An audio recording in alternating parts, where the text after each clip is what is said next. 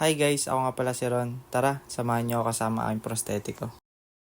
Nakagayak na nga pala kami at papalabas na din ng bahay. Nauna na nga din pala aking mga tito at tita sa aming pupuntahan dahil binantayan muna namin si Inang. Sa mga hindi po pala nakakaalam, mag-89 na po pala ang aming lola at bedridden na. Kaya hindi po pwedeng walang magbabantay sa kanya. I love you Inang, vlogger na po yung apo nyo. Uy, bero lang. Hindi ko nga pala sasabihin na sa bukid kami nila tito pupunta para kumain at magsalo-salo. Pumunta na nga pala muna kami ng pinsan ko sa bayan para bumili ng ice cream at cake. Shoutout nga po pala sa dalawa kong magandang pinsan. Hindi nga po pala nila ako binayaran pero send ko na din sa kanila yung Gcash ko mamaya. Huy, bero lang. Grabe nung nakita ko yung ilog. May naalala ako bigla nung bata ako kasama ang mga kababata ko. Pagkatapos namin mag-basketball, diretso kami agad sa ilog para maligo. Kamusta na nga pala kayo mga idol? Sana okay lang kayong lahat. Andito na nga pala kami guys. Ang sarap siguro manghuli ng isda dito. Naalala ko nung last punta namin dito. Nakahuli si tito ng hito, halos 2 feet ang haba. At habang naglalakad kami, naririnig ko na nga pala ang aking mga kamag-anak. Isa nga din pala ito sa hilig nilang puntahan pag uuwi sila sa probinsya. Ang kumain at magsalo-salo sa bukid. Shoutout nga po pala kay Tita Buds. Tita Buds, pagpunta ko dyan, magti-TikTok tayo ah.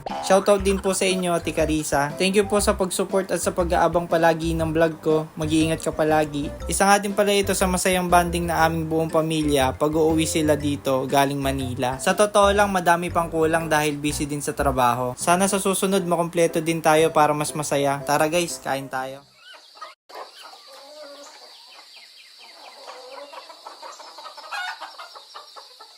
At pagkatapos namin kumain, nagugas na nga din pala kami ng kamay sa poso. Pagkahugas namin sa poso, nagulat ako. Teka, paano muna yung gulat? Huy, bero lang. May nagbigay nga pala kay Utoy ng pagkain. Salamat nga po pala kay Ate Isa sa pagbibigay ng food kay Utoy. Hello, baby Kyra, ang aming laruan na napaka-cute. Prinsesang prinsesa naman talaga ang bata. Sa dami ba naman ng mga tita na nag-aalaga sa kanya? Thank you po mga tita. Isa nga din pala ito sa mga pinagmamasdan ko pag pupunta kami sa bukid. Ay, napakasarap naman talagang pagmasdan. Lalo na't sasalubong sa'yo yung sariwang hangin. Sobrang sarap talaga sa pakiramdam lalo na sa mga mata mong kay ganda. Ano daw? Huy, bero lang. Hoy, Otoy, pengi nga. Sige, wag mo akong bigyan, wala kang milk tea sa akin mamaya. Huy, bero lang.